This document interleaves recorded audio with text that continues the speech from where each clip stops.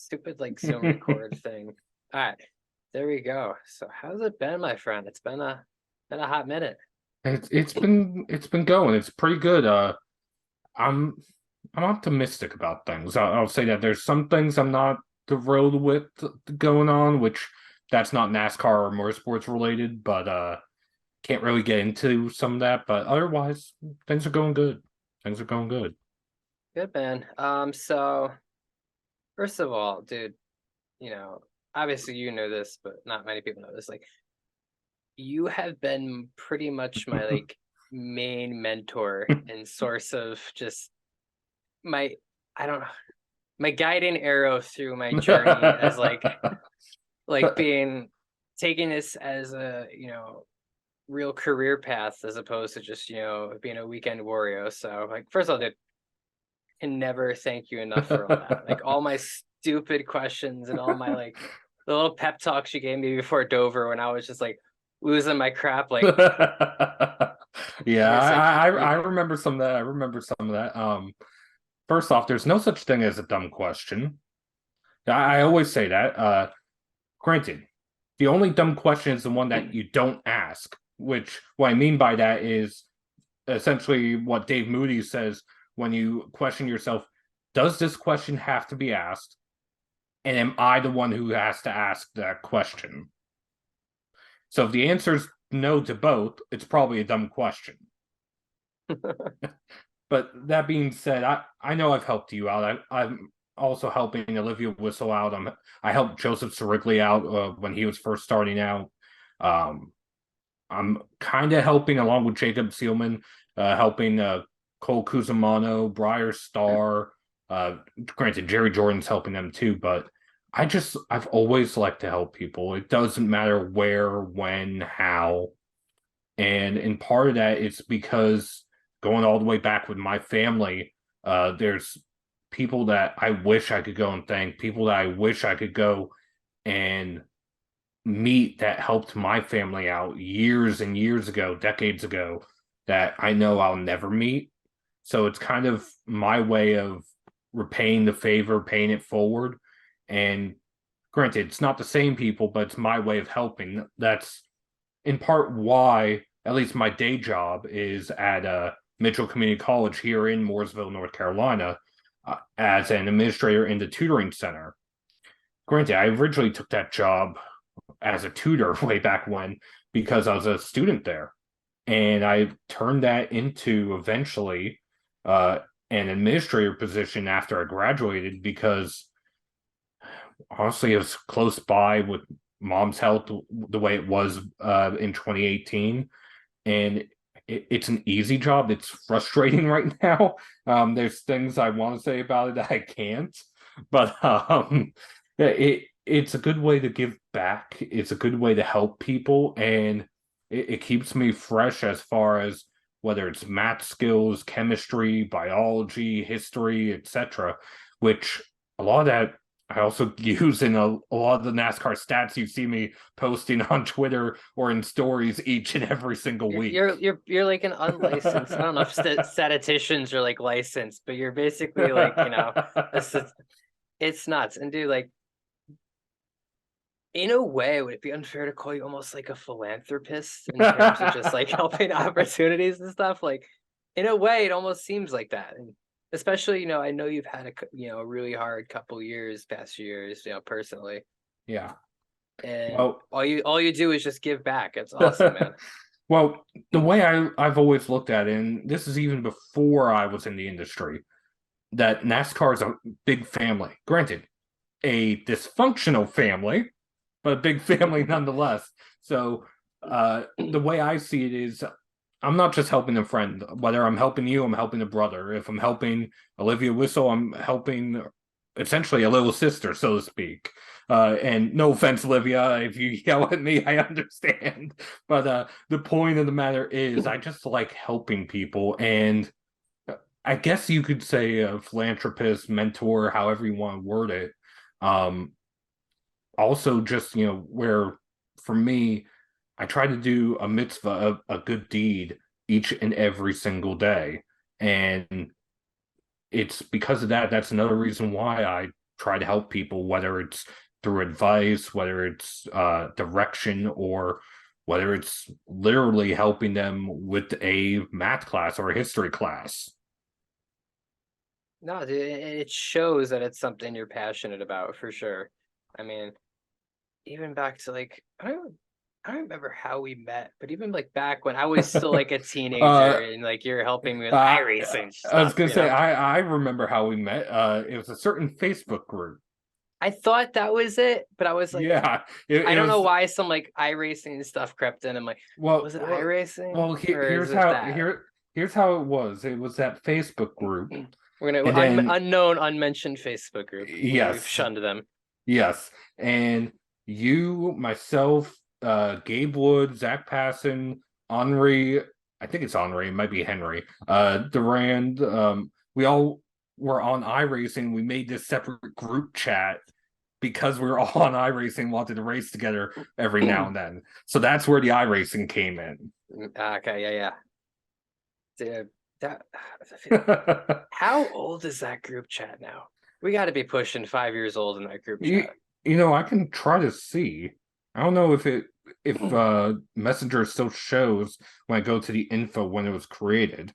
Now, for the 99.99% of people that have not in that group chat watching, every single big news story in motorsports, the first way I found out was people in that group chat. You know, everything Hey, it from wasn't always me. It was not what always me. it wasn't I'm good. always you. Yeah, I'm I good. want to say Preface. that I'm group good. chat's Preface old enough. that. Yeah. But you go, you go. There's that little delay that lets us talk over. But I mean, everything from Jimmy Johnson retiring to like Ryan Newman is still alive. Like, that night in 2020, every single big news thing was broken in that group chat. And it's like, I, for me, like, if I think about it, like, the group chat's low key a fundamental part of my life. And there's like six of us, Uh, 6 or 7 of us. yeah, 6 or 7 of us, and I can't find when it started, but I know it started before I was a media member, so it has to at least be 8 years old. That old? Yeah, it has to be at Holy least eight cow. years old. Yeah. That's literally like more than a third of my life. So we started iRacing. Oh, in that group chat. Well, that Facebook group, you did a lot of like the trivia nights and stuff too. I did, and I remember the admin of that group. I often pissed off because I'd be correcting him on some of the stats or trivia that he had.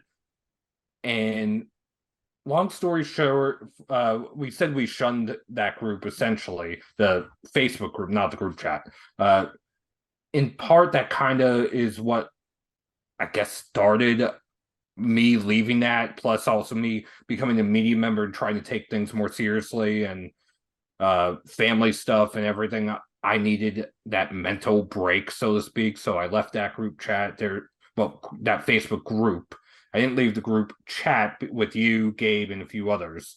Um, Kind of same thing happened recently for me with Monday Night Racing. I left one of their group chats because I just needed that mental break. Uh, didn't like some of the things that were going on.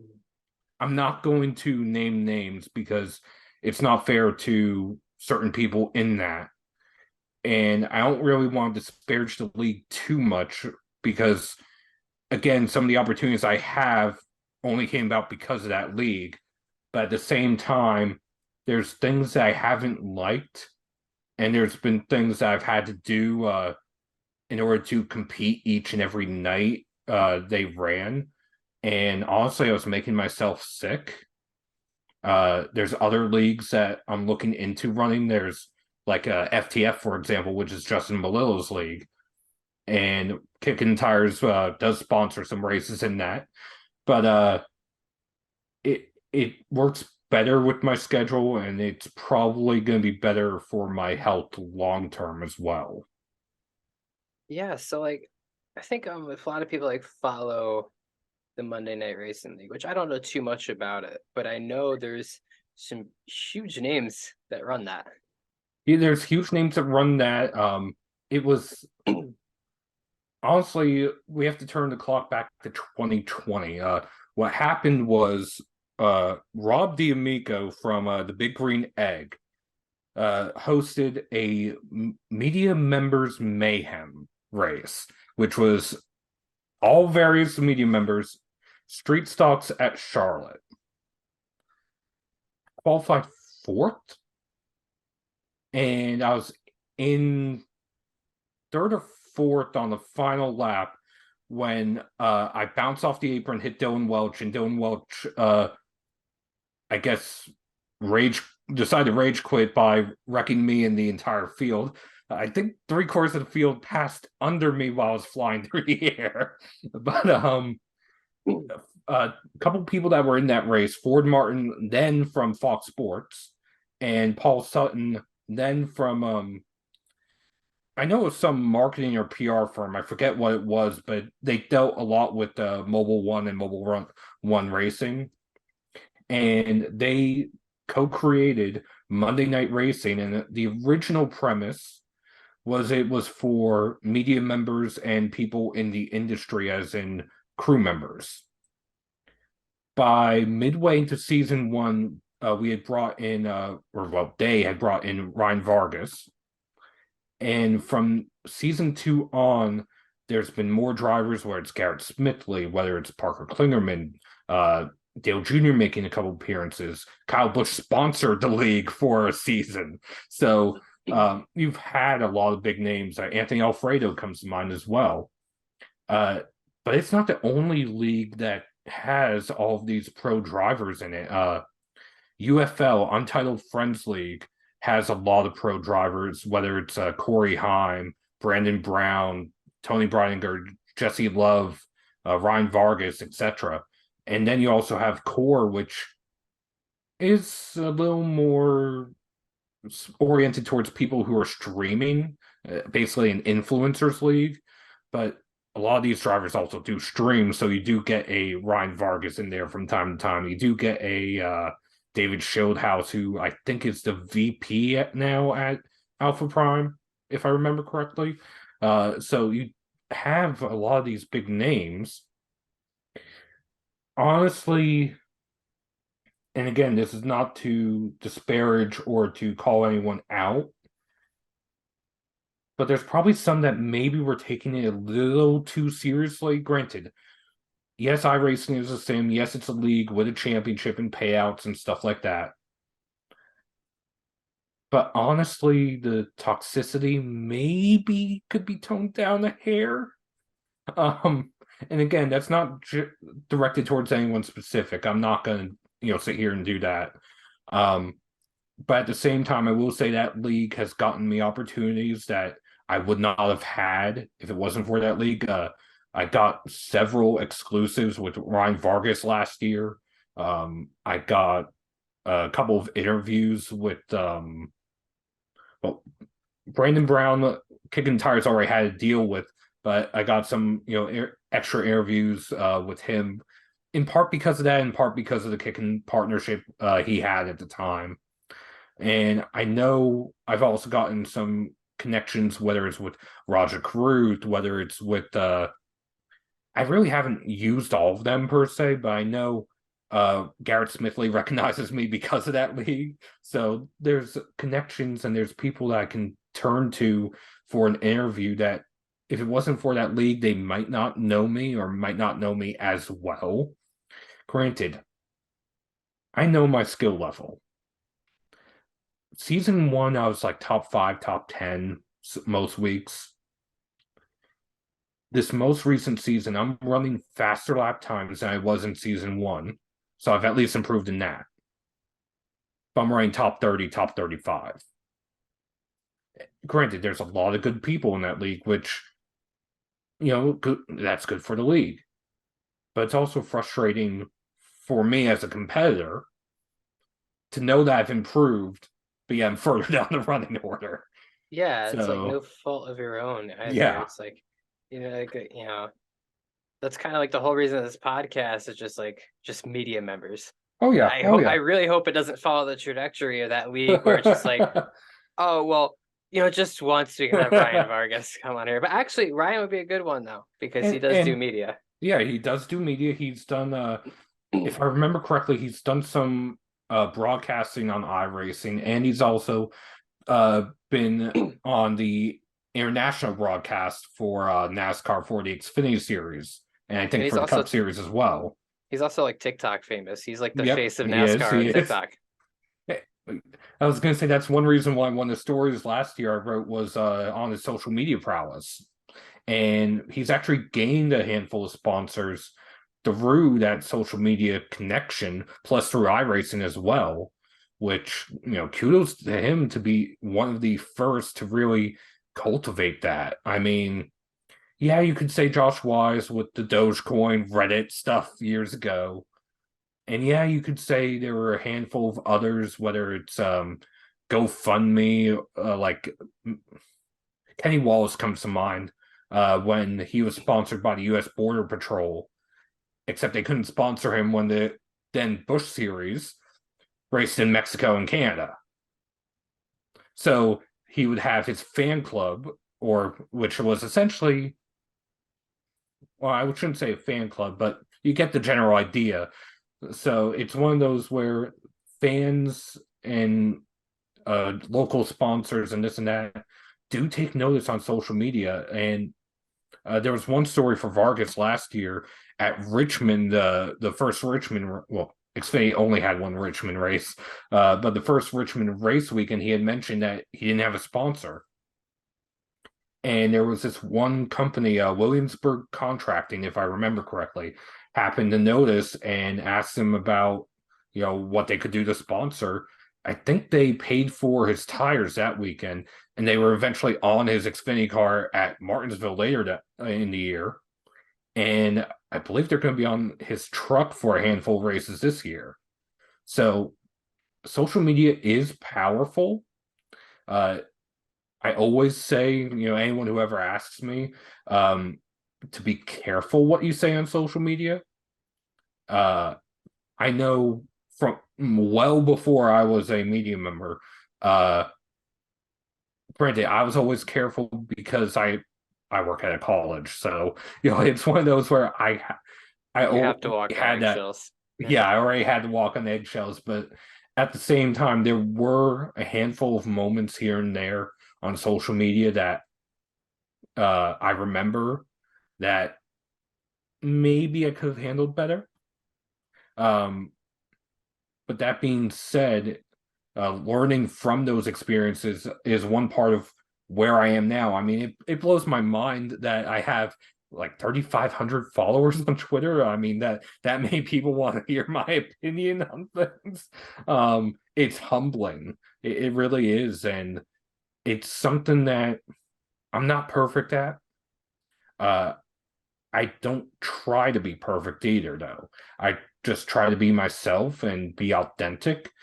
Granted, if you go to follow me on social media, you're probably going to see one of six things, and that is NASCAR content, which is first and foremost, NASCAR and motorsports, music, video games, history, dogs, because of my dog downstairs, who thankfully is not parking right now, um, and family. That's the main stuff I talk about, and it's the main stuff that I've always talked about. Granted, on occasion you might see a little bit of outside stuff here and there, like there was something a while back about, God, it has to be about a year and a half, 2 years ago. There was this entertainment company, Rooster Teeth, which they own like Achievement Hunter and stuff like that, in which one of their employees turned out to, let's put it this way, he's been shunned from that company for good reason. Hmm. And I actually commented on that on social media, and since then I actually don't even watch that company anymore per se, which is kind of odd for me to say because it's something that I grew up with. God,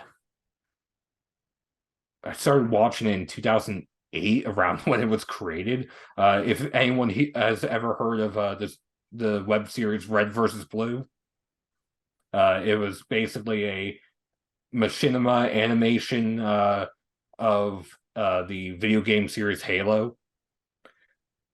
I grew up watching that from 2008 ish, and I basically fell out of love with this company because of that one person in December 2021. So 13 years of my life, so that's almost half, or actually a little under half. So yeah. Yeah, I mean, it's so weird that like, you know, we both grew up in the like age of the internet and social Yep. media, like even more so me just because I'm a bit younger than you, and it's it's not normal for everything you say to be on record, like, you know, if I grew up, without like the internet and stuff, and something I said as like in elementary school, or people forget, but like, if you had a bad day or bad wording of something from 10 years ago, that could come back and bite you. Oh yeah, oh yeah. I mean, there's whether it's right, wrong, or indifferent. There are people on Twitter that I'm friends with, that I'm in a group chat with, that do go and look up to see what some drivers may have tweeted 10, 12 years ago. In part of me, part of me wants to see some of that to try to help the drivers learn, or see if they've learned from their comments from 10, 15 years ago. And part of me knows that it's also old news, if that makes sense. Like Yeah. 10, 12, 15 years ago, you could almost argue was a slightly different culture. Oh, it's definitely a And different culture. because of that, what was said then may not be acceptable now, or vice versa. And because of that, I don't view all of it as a negative, but I view it more as a learning experience. Um, and again, this is right, wrong, or indifferent. I try to look at it through an objective lens, not a judgmental lens. And in part, that's because of my family history and everything that I've gone through, that my family's gone through over the years. Like you said, it's not normal for most people to have their stuff on record. Unfortunately for me, and I'm not even saying because I worked at a college, or that I work at a college. Unfortunately for me, most of my stuff, family wise, it's always been somewhat on record. Um, as I mentioned earlier, when I say I try to do a mitzvah every day, that's Hebrew. I am Jewish, and Sam, you probably know this, whether you remember it or not, but I know I've mentioned it in that group chat before. That my sister was assaulted when she was in middle school in 1998. Um, so from that, I think that court, I don't know if that court case is even still going on, honestly, since mom passed, because she was the one taking, care of all of that. But the last I heard, that court case was still going on. So there's still things that, if granted, I've written about it once, but if I were to write about it, I have to watch what I say because it's on record. So there's things that I've always had to kind of watch what I say, or who I talk to, or what I talk about. Um, yeah, I was gonna say this. I don't know if I've ever mentioned in the group chat, or written about, but because my sister was assaulted and certain threats that were made, my family has always been required to have caller ID since 1998. That Why is that?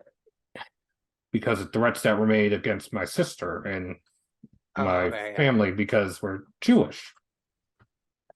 Sure. Yeah, it's one of those things.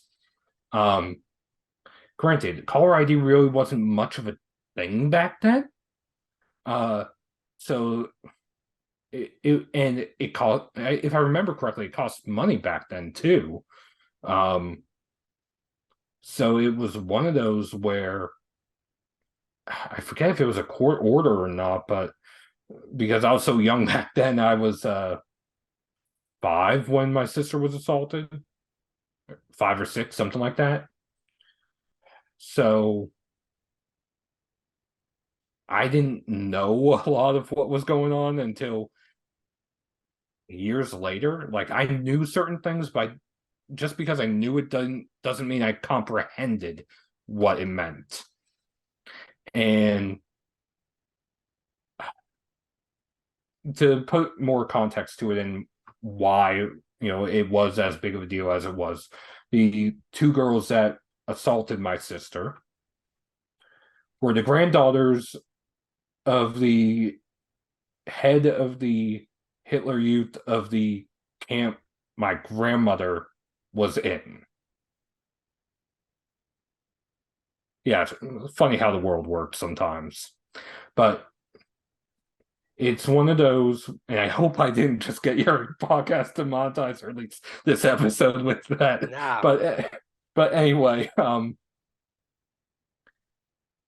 it's one of those where I've always had some sort of adversity to go through, whether it's both of my grandparents surviving the Holocaust, whether it's my sister being assaulted, whether it's mom's heart condition, whether it's now dad's Parkinson's. Um, I've never known what a normal life per se is. And in part, that's made me who I am today. And one reason why I like to be as helpful because I've always been taking care of someone, whether it's helping taking care of my sister, whether it was taking care of my mom for just shy of 17 years, whether it's now taking care of dad. Uh, it's just something that's always been there for me, and it's something that feels natural for me because I essentially grew up doing this.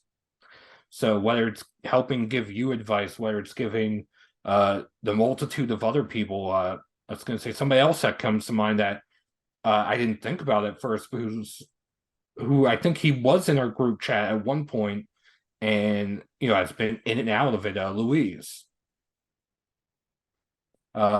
Torres, and he's somebody else that I helped. I remember being at Motorsports Tribune in 2017, and Louise had reached out to Joey Barnes, who owns Motorsports Tribune, about uh, doing photography and writing for them.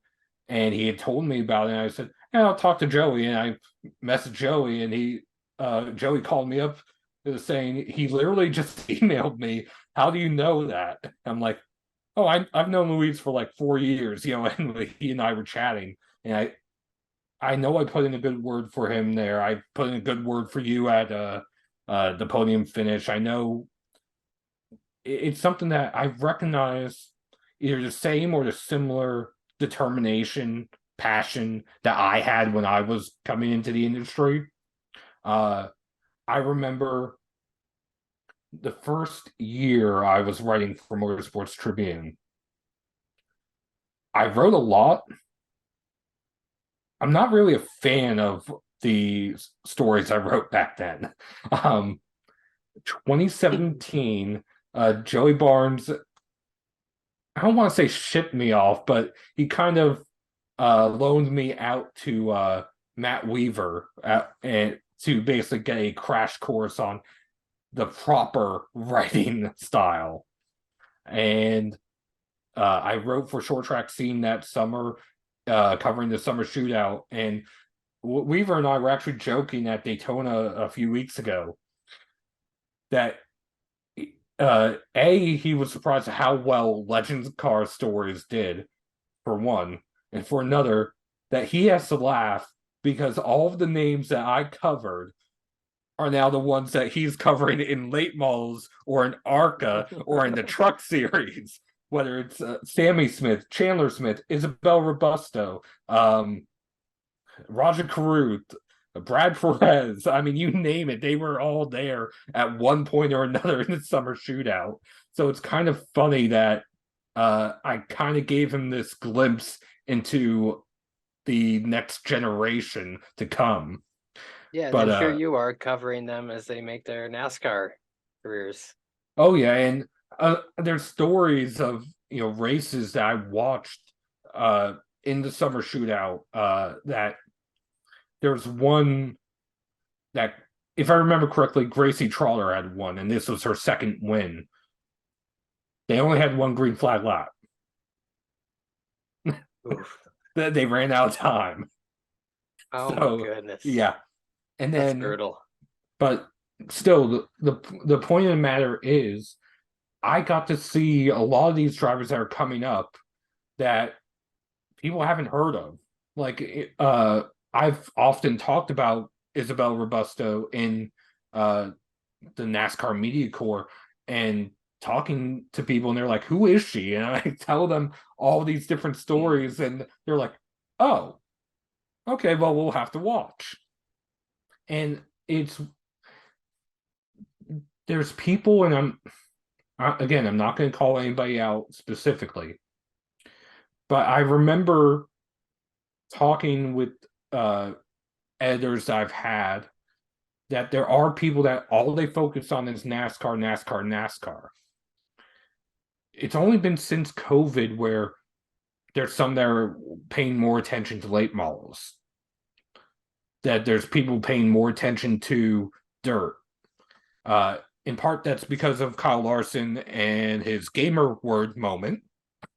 Um, but in part, it's also because since COVID, motorsports overall, for the most part, is working closer together. Granted, there are some series that, like F1, that are a little more elitist, maybe a little more gatekeeping, but overall, as the saying goes, uh, rising tides raise all ships, which I do believe that.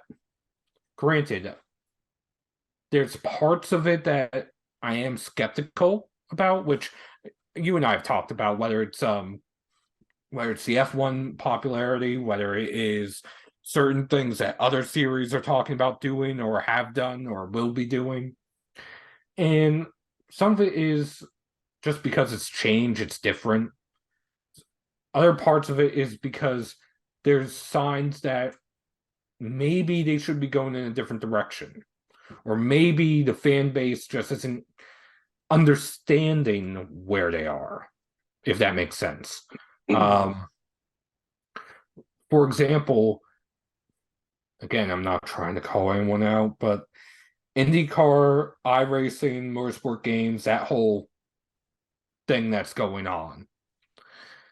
There's parts of it that I know and I understand that when it's explained, it makes a little more sense. But at the same time, there's parts that I still don't understand, so I don't try talking about it because I don't want to put my foot in my mouth, so to speak, and say something that is wildly inaccurate or wrong. And that takes a very like mature person to do because like we live in this world that headlines are the story Well, in a way. yes, but I've always had the philosophy I'd rather be right than be first. And the reason why I say that is I've seen plenty of people, not just in motorsports, but whether it's uh, like local news, politics, business, etc., put something out and it'd be wrong. Um, a perfect example of that is this past weekend, or well, last week. when ABC tweeted that story on Jesse Iwuji. Oh yeah, I remember that. Yeah, Yeah, that went saying all that over. saying that he was a NASCAR driver and Hall of Famer. Granted, what they meant by Hall of Fame was he is a part of the military in motorsports exhibit at the International Motorsports Hall of Fame at Daytona. The way they worded the tweet, though, it reads as if he's in the NASCAR Hall of Fame. I understand how that mistake can happen. Especially if you're unfamiliar with the sport, you know. Yes, yes. But again, this is one of those where I'd rather double, triple, quadruple check what I'm writing than to be the first one to have it out. Granted, I've broken a few stories over the years. I think the first story I ever broke was John West Townley getting a waiver after he had that concussion in 2016.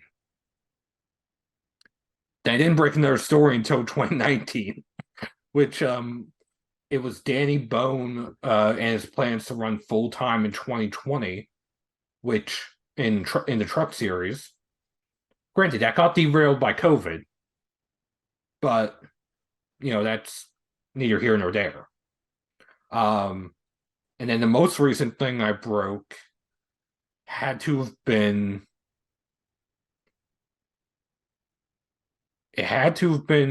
one of the exclusives Ryan Vargas gave me, in which he was becoming a board member of the Faces charity.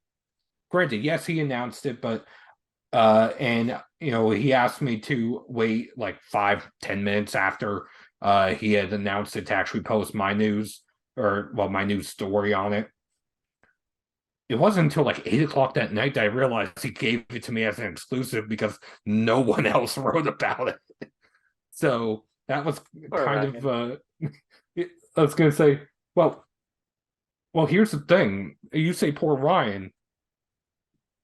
Again, I have to credit Monday Night Racing for this, for getting to know Ryan the way I do. I was just hanging out at home that day, and I get this text message, "Hey, do you have a few minutes to chat?" And I'm like, "Sure, what's it about?" And he goes and proceeds to give me the entire story. So I don't know if I was the only one he reached out to, or if I was the only one who saw it as a story. But there are incredible opportunities that I've had as a media member that I never would have had if. And it's funny, because we joked about the generic questions that some podcasts have at the beginning of this. Oh, The story. where'd you get your start? What's your favorite track? I joke, and I joke about this often, that I might have one of the more unique stories and uh, journeys to where I am now. Because funny enough, like we were talking about earlier with that group chat centered around iRacing, my journey started with iRacing back in 2011. Um, I joined the service, on the sim, uh, and I was on this team, except I had a shit computer. Like, it can run some tracks, but others, the frames, if I were on track, were horrible.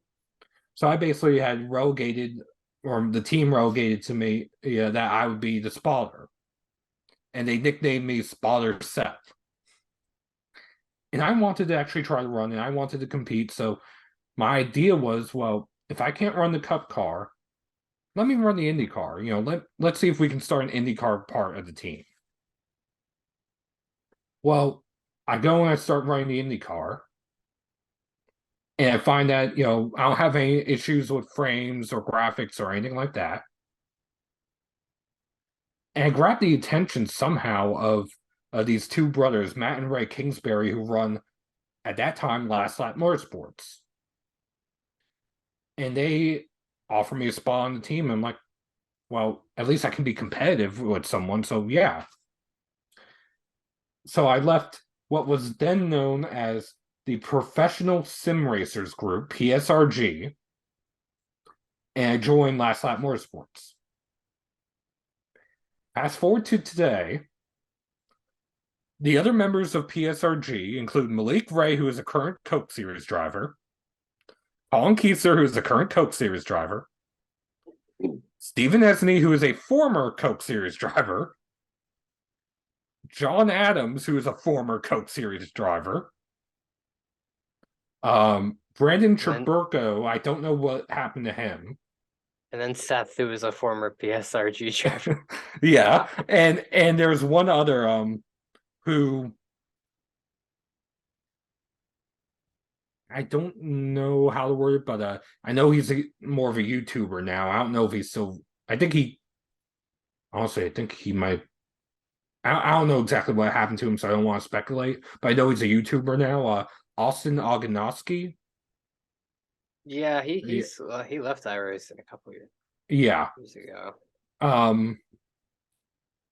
So there's that, and I end up on Last Lap Motorsports, and after about a few weeks, us getting to know each other, and me saying, "Oh, I work at a community college" and stuff like that. Matt and Ray come to me mentioning that they write for what was then In Racing News, covering the IndyCar series, but they were about to go and start college. And knowing that I was in a community college, that I had more time, they asked if they wanted to recommend me to take over for them. I was like, yeah, sure. They were going to pay me in iRacing credits in Racing News. As one does. Yep. And I couldn't afford to get more tracks and more cars. So it's like, okay, this is a free way to get cars and tracks. Well, fast forward 4 years to 2015. I'm still writing for what was then rebranded iRacing News, covering the IndyCar series on iRacing. And it came natural to me. I happened onto J-Ski one day in 2015, and what was then known as Popular Speed was doing a contest in which they wanted people to submit like a story or an essay for a developmental journalist program. So I applied thinking, maybe I could translate the iRacing stuff into real world. I get accepted into it. In the 5 months I was there, I was only allowed to write one story. That's tough. And then um, stuff starts going on with mom's health, so I took a step back. And then in 2015, again, later in 2015, in December, mom and I go out to eat. And I'm scrolling Facebook on my phone. Granted, I'm connected to the restaurant's Wi-Fi because at that time, Sprint really wasn't that good in Mooresville, even though they sponsored the Cup Series. But I'm scrolling through Facebook and I've happened onto what was then known as Tribute Racing. And they had an ad asking if anyone would be interested in writing about NASCAR. And I looked at mom and I showed her the phone and said, should I do it? And she said, why not? The worst they can tell you is no. So the next day, after I send them some of the stuff that I'd written, the only thing Joey Barnes actually liked was the story I wrote for Popular Speed, which is kind of funny.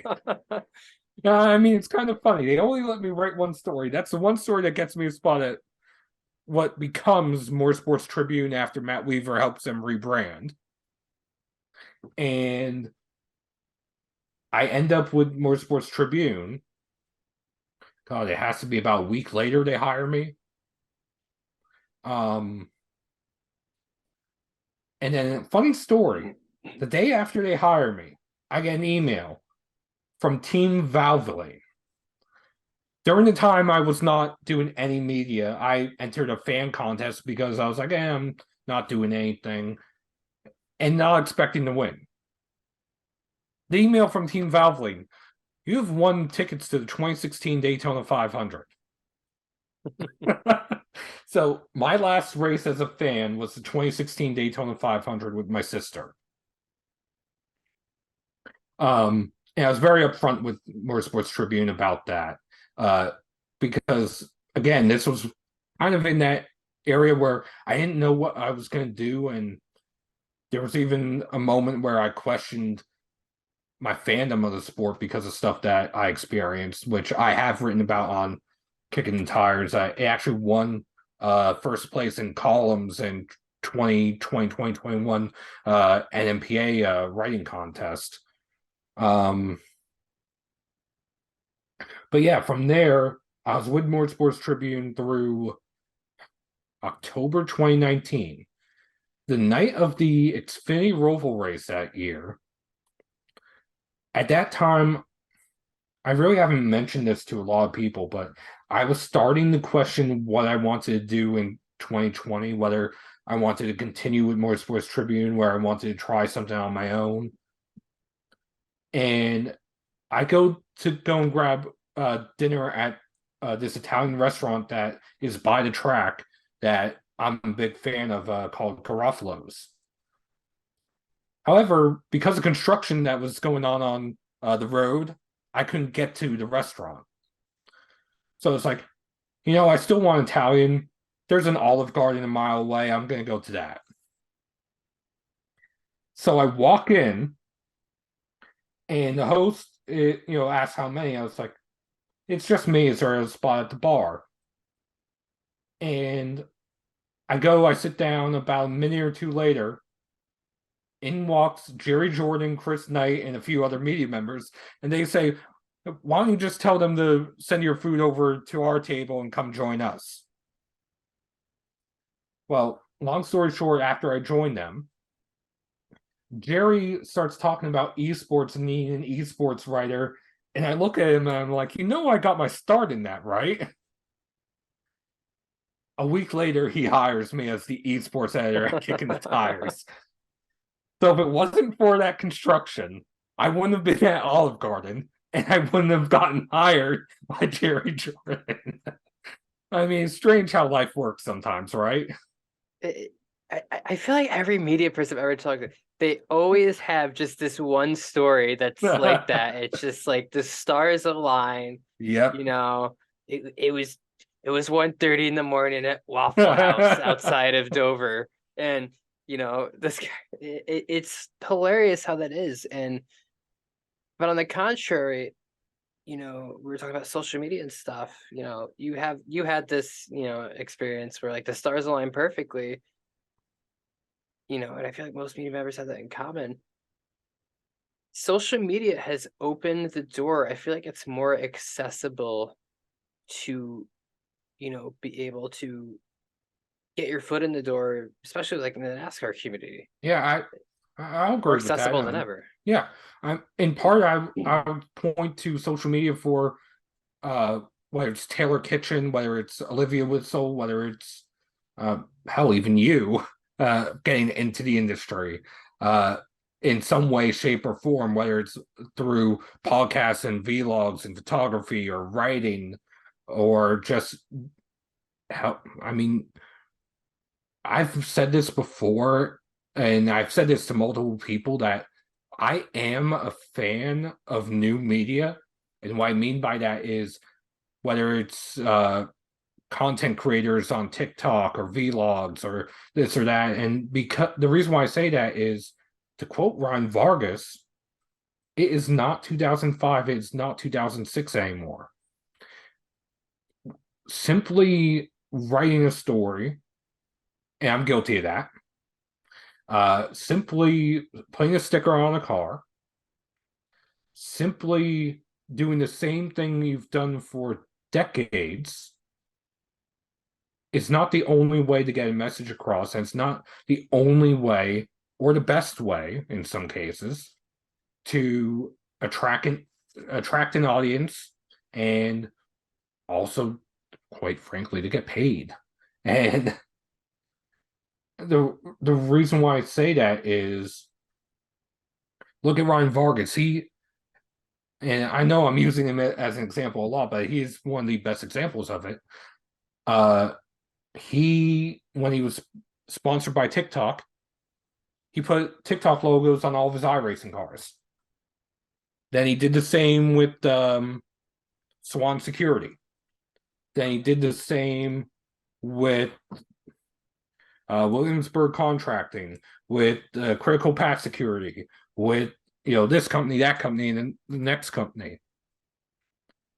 To a certain point, it's not really charging them extra for that extra content. It's kind of just a bonus. But at the same time, it does give these companies an added area to look for an ROI, a return on investment. You So can when look it at comes, added value, yeah. yeah. So when it comes to new media, there's some that do it very well. I look at whether it's Taylor Kitchen, Ash Vanderlei, um, Danny B. Talks, Brock Eric Beard, stuff. NASCAR men. Yeah. There's some Eric Estep is one that he's gotten a lot better. That's how I word it. And no offense to Eric, I'm not trying to pick on you, but you have gotten a lot better compared to essentially what I saw in 2018, 19-ish.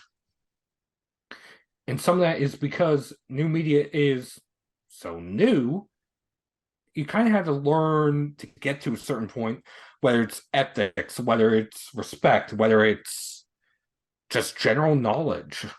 And there's some that they have good moments, then they have moments where it's like, why did you tweet that? And I think you and I have a There's a general lot of idea. those. There's a lot of those. I think you and I have a general idea of some of the people that come to mind for that. I'm not going to Yeah. name them because I don't want to call people out. We I'm not that kind of person. But no, I know. again, it's one of those where, I mean, I'll be honest, I'm working on a story on Brock Beard and NASCAR man on how they're Rockbeard's a how they're preserving NASCAR history one video at a time. Rockbeard is a top 10 media member in the Yeah. NASCAR circle, and nobody talks about it. Top 5 even. Yeah, all I'm waiting on is Brock to answer the questions I sent him. Then I can put the story together and publish it. I'm I working can't wait to on, read that. yeah. I'm also working on, and this is in part thanks to the North Carolina iRacing Hall of Fame, where I've covered their Stocks for Tots charity event every winter. They're putting me in touch with Bobby Allison for a feature. Bobby Allison, if I remember correctly, is a board member there. But yeah, their Stocks for Tots charity event, which it's run by Don Miller, who used to be the president at Team Penske way back when. It benefits local children, specifically ones that have suffered from child abuse. And let's see, last year they had somewhere around 70 drivers come and just sign autographs for 2 hours. And I don't mean just NASCAR. You had Herb McCandless, NHRA, basically Hall of Famer. You had NASCAR drivers. You had IndyCar drivers. There's this fun story I have from that. Will Power is seated next to Austin Cindric and Brandon Brown. And there's this couple that come in with this painting from the 2020, I think it was 20. Yeah, it was 2020 Brickyard race. The one that AJ won the Cup race and Will Power won the IndyCar race. And they presented to Will for him to sign. It's already signed by AJ. And Will is blown away by that, and he's just inspecting the painting. Austin had been talking with Brandon he takes a sip of like it had to be Gatorade or something like that. Then he turns and he looks, and he's like, "Wait a minute!" And he starts shouting, "You're missing a car!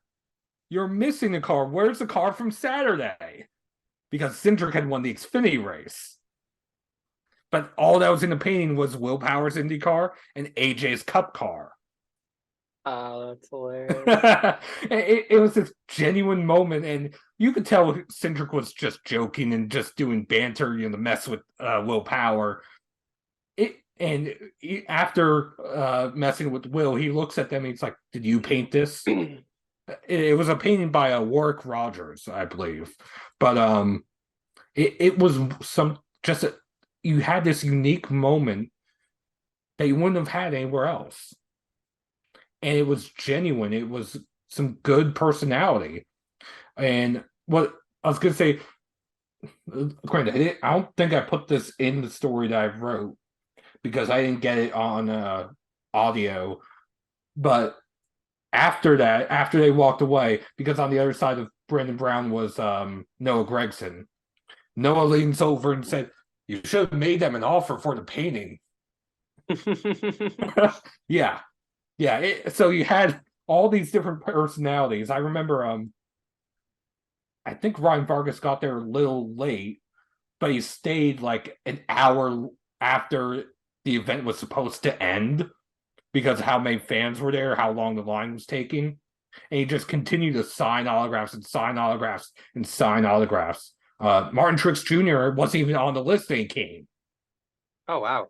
So, yeah, that was a nice surprise. You had, after Noah Gregson, it was Ryan Newman, who's on the board of the North Carolina Auto Racing Hall of Fame. Then it was Don Miller.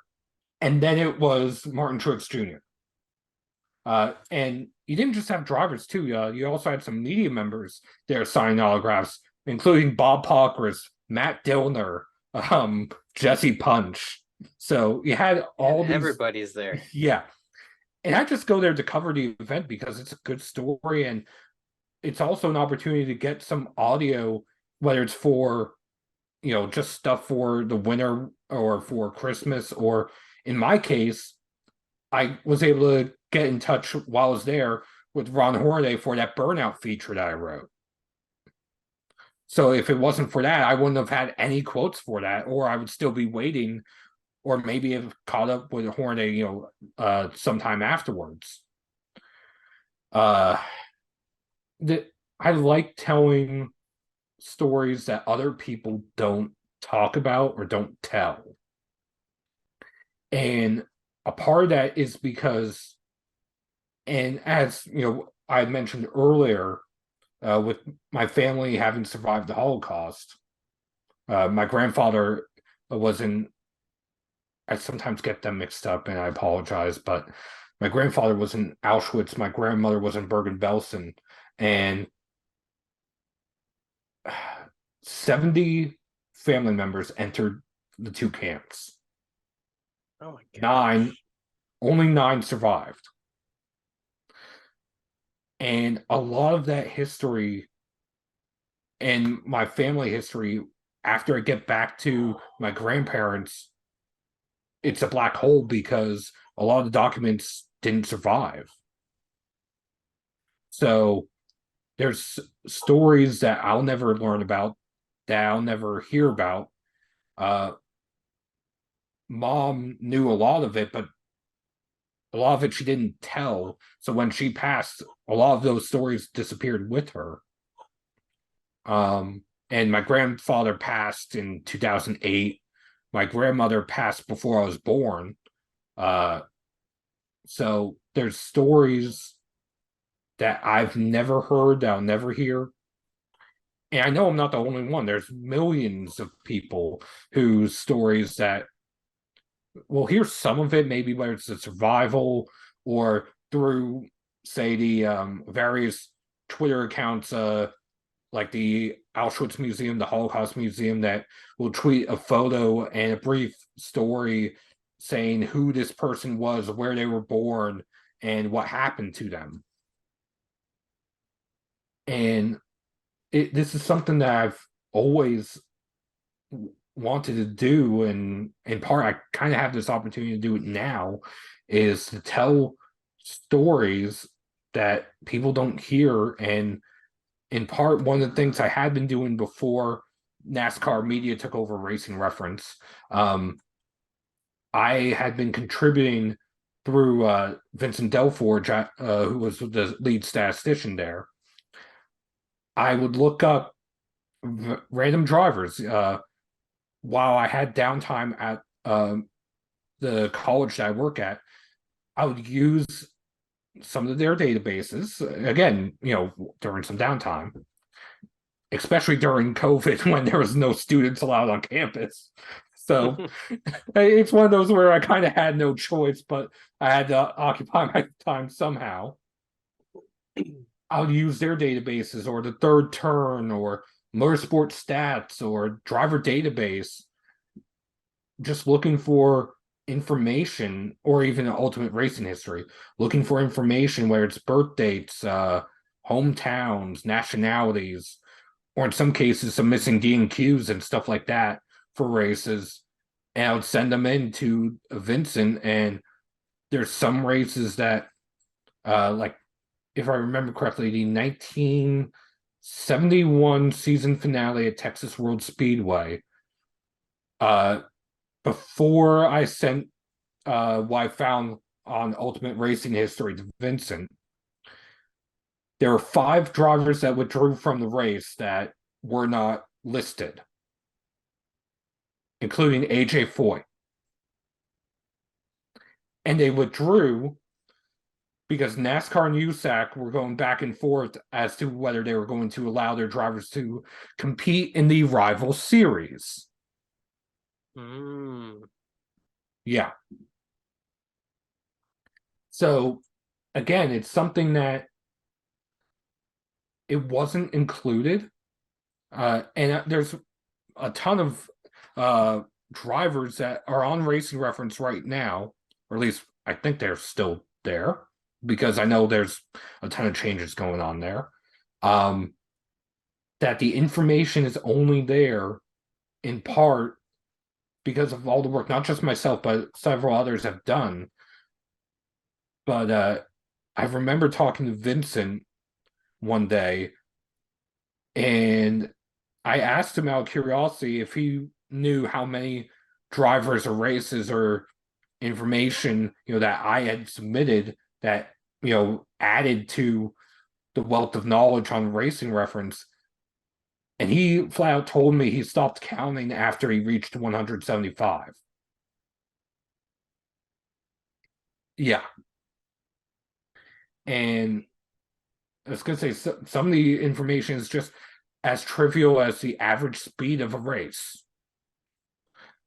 Granted, that isn't always, the most important thing to know. But I mean, here's one of the fun fact kind of things I can say because of that research. The fastest NASCAR race ever, time-wise, was a NASCAR North Series race, not Busch North, North. And it was a 15-minute race, caution-free. Oh, Yeah. where was it? What track was it? Monodoc. Oh yeah, that track is tiny. That makes Yeah. sense. So, but again, it's just one of those quirky things in history that it wasn't listed. And I happened, to be scrolling through races. I was like, okay, what is missing info? What isn't missing info? What can I find? Again, during COVID, there was so little going on at the college that I was like, let me see if I can find a newspaper article. I remember one of the last things I helped update before NASCAR took complete control of the site was the caution at a 1958 race at Bowman Gray Stadium. And all that was known by Racing Reference was how many cautions there were and how many laps were run under caution. Well, I found this newspaper clipping that said what lap one caution was and when they went back green, and then what lap another caution was. And based on that, I was able to do the math to figure out how many laps both cautions were and where they were and who was involved. And I sent that in, and it's one of the only races from, well, I shouldn't say only, but one of the few races from the 50s that you could go back and look at and know how many cautions and who caused the caution, because there's so little info from the early days of NASCAR, especially pre 1961 ish. Yeah, and it goes back to like that time, it's kind of untopic, but it reminds me a lot of the whole airbase speedway, that whole thing that Slap Yep. Shoes did. Yep. And it's Yep. just like it's incredible what happens when you simply just dive in on a super specific subject, and all of a sudden this thing that seems lost in history is like, well, we can tell you everything you need to know about it. Yep. Like airbase speedway is probably, I would say it's probably one of the bigger reveals, I guess would be the way to word it, in recent NASCAR history as far as, Next to LW, right? well, yeah, which That definitely blew credit up to Rick recently. Houston. Yeah. Definitely credit to Rick Houston and God, I can't remember his name now. The other host from Scene Vault. Um, but if it wasn't for them doing all their research, we may not have found the real LW Wright. The reason why I say that is there was a NASCAR YouTuber, and his research was very good. However, the LW Wright he found wasn't the correct LW Wright. Like everything he had, it matched up circumstantially, but unfortunately, it just wasn't the correct one. So, but there are other stories in NASCAR history that are unknown, that aren't told, that haven't been told.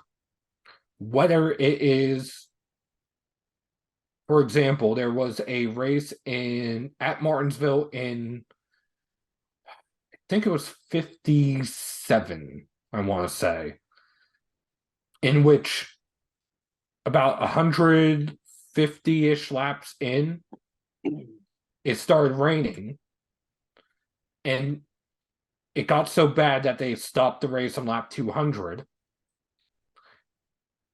And Bill France Sr., instead of opting to run it the next day because of the way the forecast was, called the race then, and instead of having to issue refunds, declared that race to be a 200 lap race and rescheduled the 500 lap race to 4 weeks later.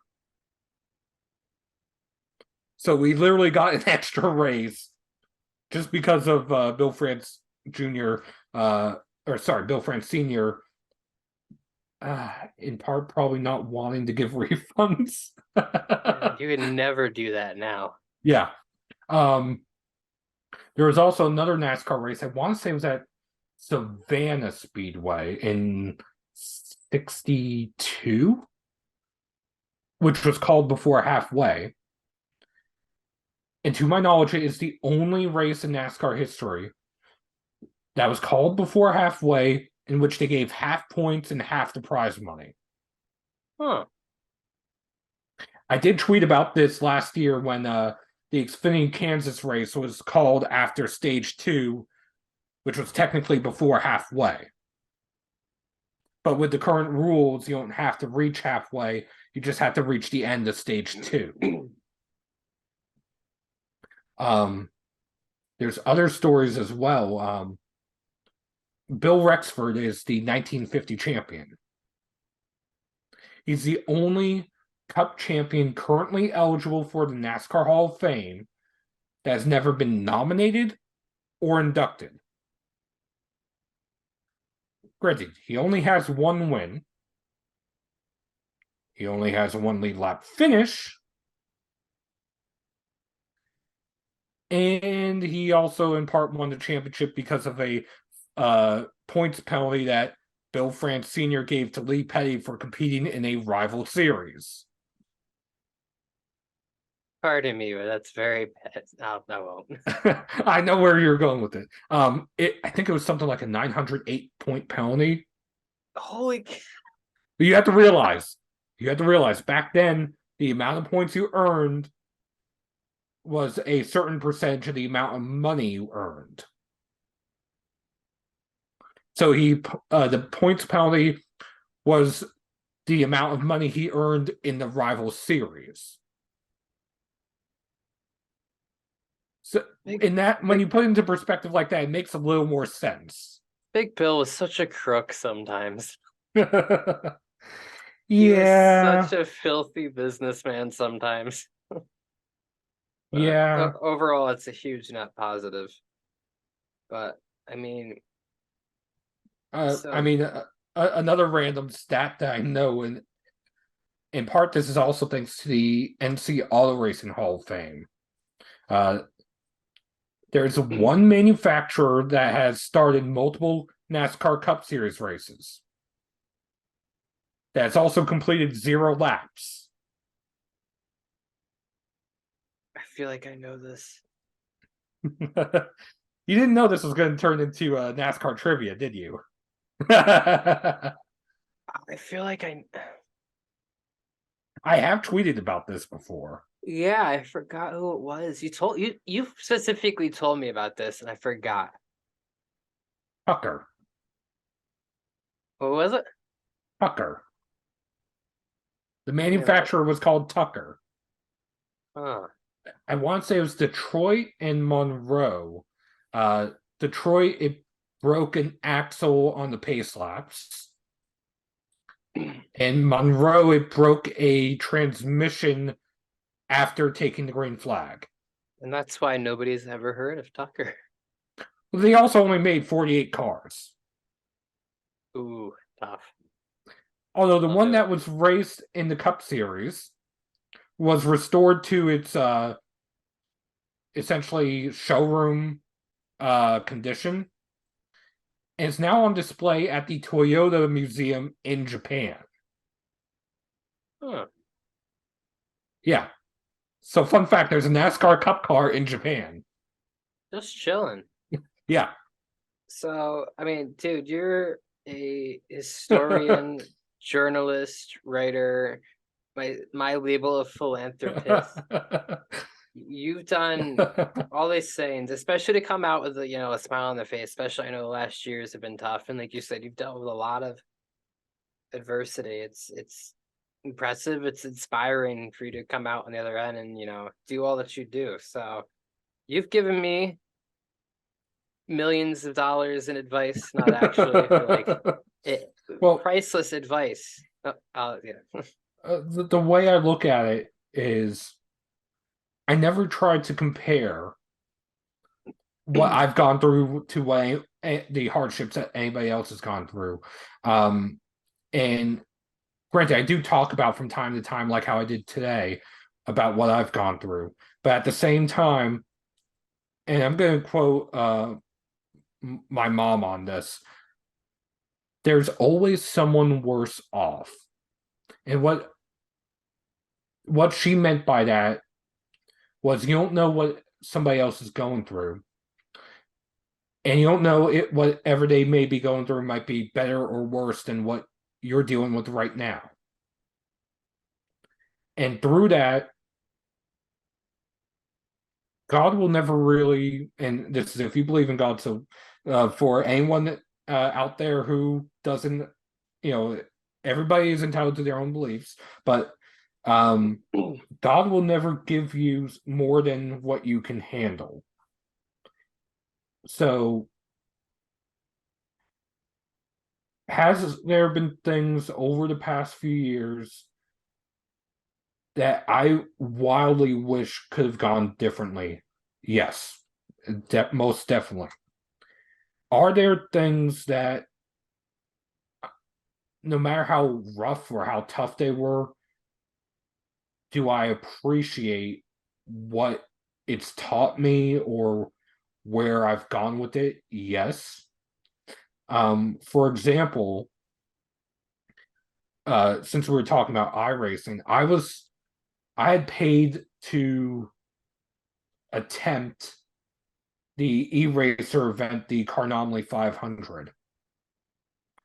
However, this was in the run up to the open heart surgery that mom was going to have in January, well, February 2020, one. And when it was finally scheduled, I opted not to run that event because, taking care of mom and uh, hell, the day of her surgery was a week before that race was supposed to be. Um, so I emailed eRacer, which that's owned by Parker Clearman and Landon Castle, and I asked them if there's a way that I could get a refund explaining everything that was going on. And instead of a refund, they gave me a $25 credit to use that in a future event, which I used that to attempt their Firecracker 400 later that year. If I didn't back out of that event because it was an open setup event on iRacing, I probably would have spent hours upon hours trying to make a setup to attempt to qualify, let alone race. Instead, I got to spend that time with mom in some of her last days. And it's something that I'll never forget because if it wasn't for eRacer uh, paid me back essentially with that, uh, knowing everything that I had going on, if they didn't agree to do that, I probably would have forced myself to attempt to run that. Probably would have either embarrassed myself or been a huge mess because of the headspace I was in, to be complete honest. But there's decisions like that. Uh, I mean, I'm sure you can see some of the diecasts I have behind me. I have a very big collection, and I'm not going to show it on the podcast. Granted, most of these drivers that you can see right here are retired. Um, this one is actually the one that I ran in Monday Night Racing a couple seasons ago. Yes, I have Bubba Wallace's iRacing car here, and I have multiple drivers. Just looking around, I have an Alan Quickie one literally right next to me. I have a Matt Kenseth one. I have a shelf of Yeah. 100 just off screen next to me. Well, here's the thing. I counted. I know how much I had based on the spreadsheet that I have. I know how much I had before mom's health started taking a turn in October 2018.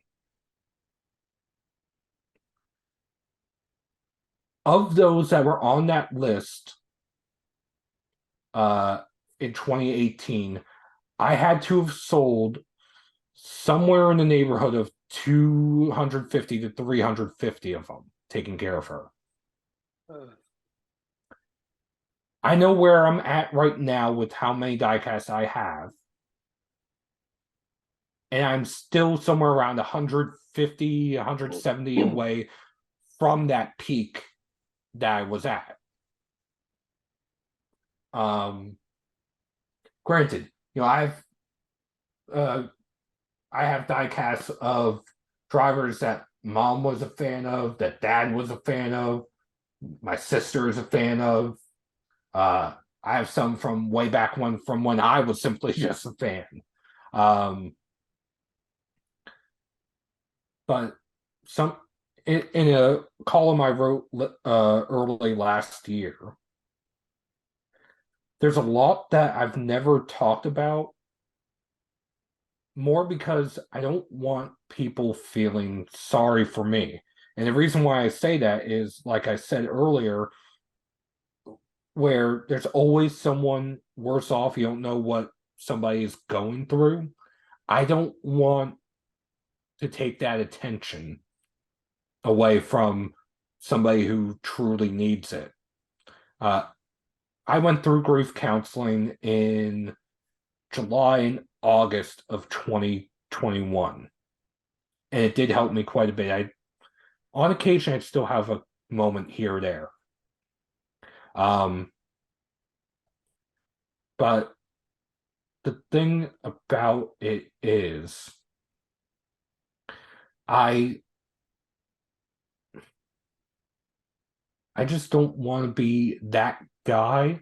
And what I mean, like I said, and I might be rambling a little bit here, but I don't want to be someone that, because if I talked about everything that I always have going on, it would, at times it would almost sound like a broken record, just because, well, like I said earlier, whether it's my grandparents and surviving the concentration camps, whether it's mom with her heart condition, my sister being assaulted in middle school, dad's Parkinson's, my own health stuff, uh, losing my grandmother late last year, you losing a cousin late last year, uh, and then general hate that we deal with on a daily basis to a certain point. Like I was talking with a colleague of mine from Kickin the Tires in Daytona. I have over 1,100 accounts blocked on Twitter, Oh my gosh. all for virtually the same reason. I'm sure you can probably figure out what that reason is. Yeah, man. That's not okay. So when I said I backed out of the Monday Night Racing group chat, for my own mental stuff, none of that was going on there, thankfully, and I don't think any of them would ever do something like that. That being said, with the amount of stuff I have going on, I do try to open up, whether it's in like our group chat, whether it's a couple of other group chats I'm in. Uh, there's one which, uh, granted, this is a little bit of an inside joke for us, but it's with a couple of other media members, and we all live somewhat around the Mooresville general area. So we nicknamed our group chat Discount Dirty Mo Posse. Yeah, because we all live in or around the Mooresville area, but we're not as cool as the actual Dirty Mo Posse. It's the dirty. Yeah. No, no, son, we have dirty Mo at home. Yeah. But I open up in group chats like that just because it's people that I trust, people that I know are there for me, whether it's our group chat on Facebook, whether it's this group chat that I mentioned on Twitter, or even a couple of discords that I'm in, whether it's the FTF Discord, the Legends of the Future Discord, etc. And it's something that by opening up to a select few people, it allows me that outlet that I'm not holding everything in. And that's another word of advice that I'll give anyone is don't let whatever is bothering you fester. At least tell somebody, whether it's a friend, a family member, a teacher, or just somebody you know that is there that you can lean on, whether you're just venting or whether it's a truly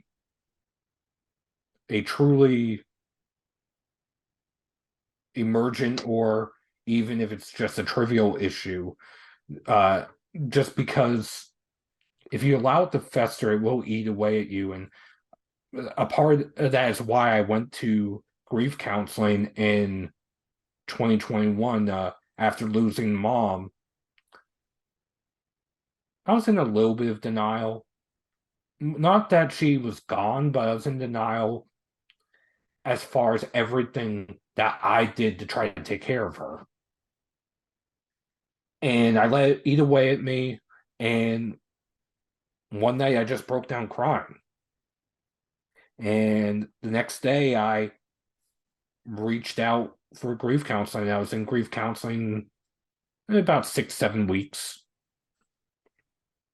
It wasn't much, but it was enough that it did help. Um, Mental health matters regardless of who you talk to, what people think, because you never know what is going on in somebody else's head. And the worst thing you can do is to keep pushing them. Sometimes even in a positive way, because sometimes it's not that they need a push, more so that they either need the space to be able to figure things out, or they just need somebody that will just sit there and listen, not somebody that will sit there and talk. That's the thing, man. It's in, mental health is not something I really understood for most of my life until really the last like 2 or 3 years. And people like I've seen people say like, "Oh, you ever see online is these mental health awareness bull crap." And I'm like, yeah, because people, you know, for some people, now it's almost a broken record to see it for people like you and me and people that are aware of it. But I mean, even myself, I wasn't really aware of how important it was until the last like 2 or 3 years.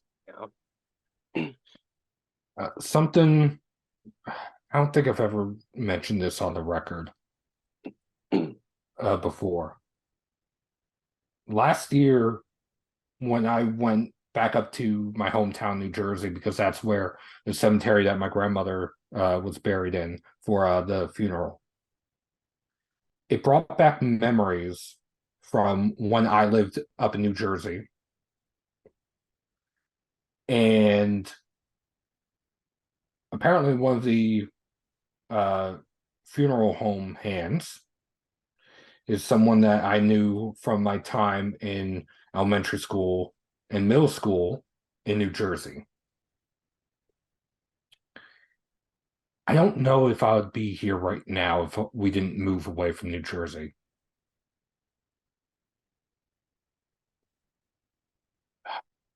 I and I've said this to like two or three other people. I don't know if I would have done anything stupid or anything like that. I don't know if I would have done anything drastic. The one thing that kept me going was where I was the one taking care of mom, that if I wasn't there, who would take care of mom? And that's what kept pushing me to stick around.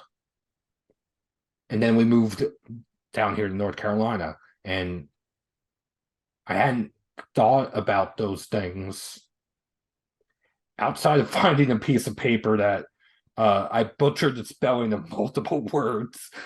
Um, when we moved from one house to another down here. Outside of that, I hadn't thought about that stuff until I'd gone back to my hometown for that funeral. And I'll be back there probably later this year for the unveiling of my grandmother's headstone. But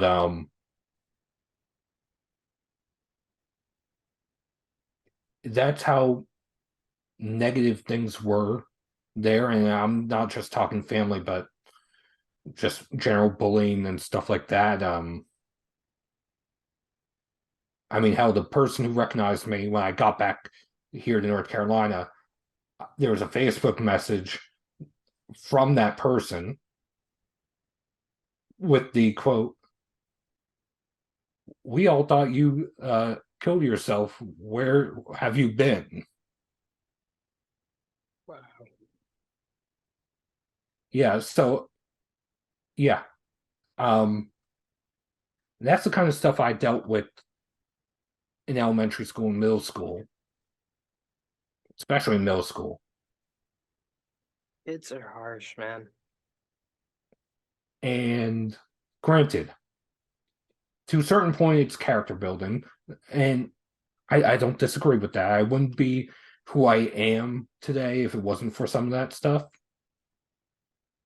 But at the same time, there are people who went too far, not just with me, but with others. And I mean, you read it in the news every now and then. There's a story recently of someone who who took her own life. And it's not okay to do that stuff. I mean, granted, when I'm talking middle school, I'm going back to 2004, 5, 6. So it was a different era, a vastly different culture. Thank God social media really wasn't much of a thing then. Um, I can tell you this much: if social media was a thing then, and I had to deal with all of that, I probably would not have been able to handle it. And this is really the first time that I'm talking about this. Like I said, I've told a very select few people about this before. Jacob Seelman, who I consider one of my best friends in the industry and one of my mentors.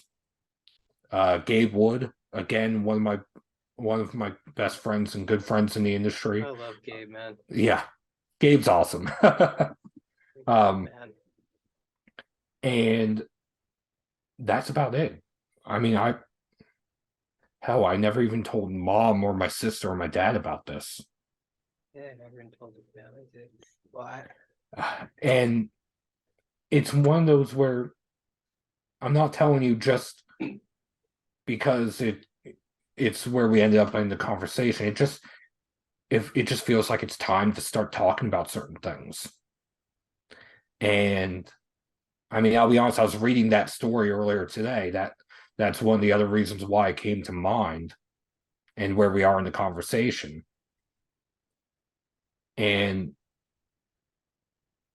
I honestly believe that if I mean it was kind of my insistence of moving down here too, because I did not want to be in the same building that my sister got assaulted in. So it was either I was gonna end up getting homeschooled or we move. So we ended up moving. So in part it's my own fault. Everything kind of happened too. So there's that, which is actually kind of funny, you know, thinking about it, in that way and in hindsight. But I I did have those thoughts years and years ago, and it wasn't until recently that I even remembered having those thoughts. It I'm pretty sure if I'd gone back to my hometown and one of the employees of the funeral home wasn't someone I'd gone to school with, I probably still would have had those memories suppressed. Um, I'm not entirely looking forward to going back to my hometown later this year. Granted, I know things are going to end up being fine and stuff like that, but I also the other thing is the cemetery. The way my hometown in New Jersey is, you have the middle school, high school, you have the elementary school I went to. Here's the cemetery. mm, So you have to pass both depending on which way you go to, because there's only one road into the cemetery and one road out. So either way, I kind of have to face those memories in one way, shape, or form. And I know you probably weren't expecting to end up in this place no, on man, this show. no, um, dude, I'm happy and that you've been able to like open up all about this, and yeah. Again, this is something that I've never. Some of the stuff that I talk about when it comes to podcasts or stuff like that, when I'm a guest, I like to be genuine. I like to be myself, and sometimes that things just, I don't want to say spill out, but we just get onto a topic like I was on the Podium Finish podcast a few weeks ago, and we were talking NASCAR, Daytona, and everything. And I brought up that Frankie Muniz story that I wrote. And it was just because we happened to be talking about Daytona, and we happened to be talking about uh Earnhardt's record at Daytona. And it was like, something about Earnhardt, and we ended up going down that arc of Frankie Muniz, at least having tested the same car Sterling Marlin had driven at Daytona all those years ago. We ended up going down that rabbit hole. Um, so it's kind of funny how some things end up and just pop up randomly. Um, No, I'm I'm glad we got I rabbit holes. Yeah, I'm sure I'm gonna get inundated with some messages once this podcast goes out. Um, I'm not entirely sure I'm gonna be prepared for some of them. Um, because this is a little bit of a side of me that I haven't opened up about before. There's certain things that I'm still keeping close to the vest. Uh, some of which I've talked about in our group chat before. Whether or not you've picked up on it in that chat or seen it, I'm not sure. And some stuff which I have told select people privately about different things, whether it's health, whether it's other stuff, which again, I'll open up when I'm ready to, so to speak. But there's also things that I don't know if I'll ever mention. Um, in part, that's just because of I like showing what I have going on in family and stuff like that. But there's also things that I don't like people knowing too much about. And I'm sure you're the same way on certain things. Yeah, I mean, you're an open book. You're obviously an open book, and that's admirable, especially in, face of such scrutiny and all the things you can Oh, get from that. well, I kind of take after mom in that sense, and the reason why I say that is mom could become best friends with a stranger after like 5 minutes just chatting about different things. And uh meanwhile, dad is very closed and reserved. I'm kind of in this middle where I can be a very shy person to somebody I don't know at first, but after I start getting to know them, it's like I've known them for 5 years. Yeah, I mean, I um can I can go from like, you know, all closed up to being just like, yeah, so here's my worst darkest memory, and it's been like 15 minutes if you could just gauge the person. But yeah.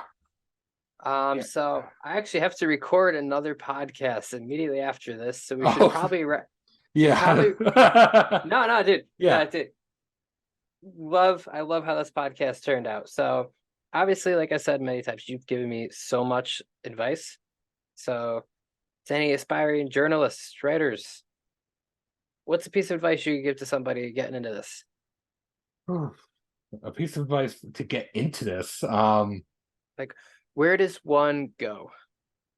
Well, one of the places I have mentioned in the past is whether it's Motorsports Tribune, the former outlet I've written for, Kickin the Tires, the outlet I currently write for, the Podium Finish, where you've been a photographer for.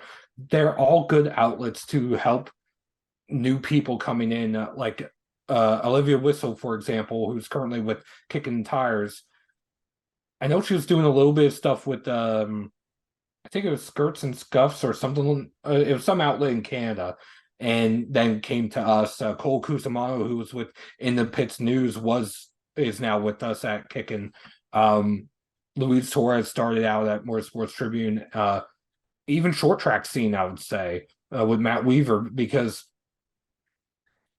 all of these smaller outlets are good training grounds. You're going to make mistakes. It's okay to make mistakes when you're first coming through. For example, a mistake I made, and this was with Motorsports Tribune in 2016. I didn't realize the finishing order of a race had changed because the race finished under caution. So I wrote that I think Daniel Suarez had finished fifth. He finished fourth. But the thing is, I put they had finished fifth in the title. So Hmm. everybody was correcting that. No one's going to be perfect, especially their first time out.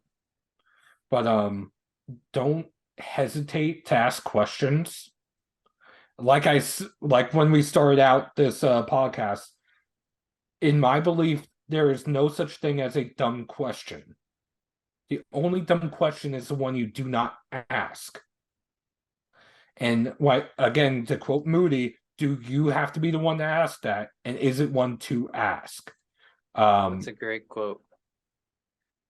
And I was going to say, you can kind of tell who I look up to in the media, whether it's Jerry Jordan, my boss, whether it's Dave Moody, Mike Bagley, Kelly Crandall, Matt Weaver. These are all people that the way I kind of started out, even before I was in media, I know you have to record a podcast after this. So I'm trying to make this You're brief. good. You're good. Uh, uh, the way I started out during downtime in high school in computer class, after I finished my work, I would load up JSki and I'll go to the links section and I'll just read each and every story that was on there. And that's a good way to get an informal training in journalism.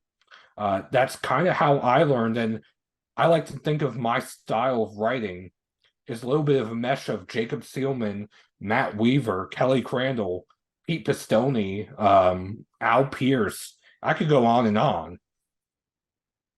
And I doing that today could probably still work. I mean, my degree is in history, hence all the historian stuff I've done. I had started a communications degree, but I backed out to take care of mom.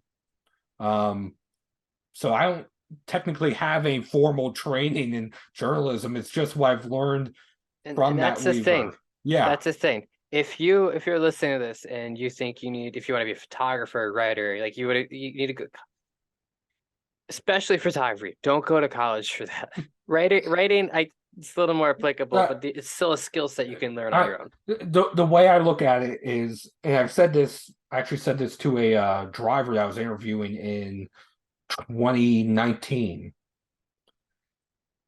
At least go to community college and get a degree in something. That way, no matter what happens, you have something to fall back on. And that's just my personal opinion. I know college is not for everybody. I know one of my colleagues does not like college or the idea of colleges. But again, just my personal opinion, at least have something to fall back on. You never know what's going to happen in life. You never know what curveballs are going to be thrown at you. And again, you don't always need that one extra thing to put you over the top. No, that's some great words of advice, man. And I know you share, and you're an open book. I know you'll answer questions people tweet at you. So where can we find you? Where can we find you on social media? Well, on Twitter, I am at Seth Eggert 91. I believe I'm the same on Instagram. I'm still getting the hang of Instagram after all these years. I wasn't always the most active. Yeah, on Twitter, I'm Seth Eggert 91. On Instagram, I'm Seth underscore Eggert at 91. You can find me on Facebook. I know I'm on LinkedIn. I know I started a Mastodon account, but I can't get into it. Oh, huh? Apparently, they say that my email address is wrong, which I don't understand, but okay. Um, but yeah, the main places you can find me is Twitter, Facebook, Instagram. I know I'm on LinkedIn. I don't do the best of checking that. I'll admit that. I also Granted, I'm also in the National Motorsports Press Association. I'm their social media manager for 2023 and 2024. I'm You can find me on Discord. Let's see, when am I on Discord? I believe I'm Uh, just Seth Eggert on Discord. yeah, I can put that in the description as well. Yeah. Yeah, I Yes, can message that one to you because that one I know can be a pain to look up. yes. Seth Eggert number 0875 on Discord.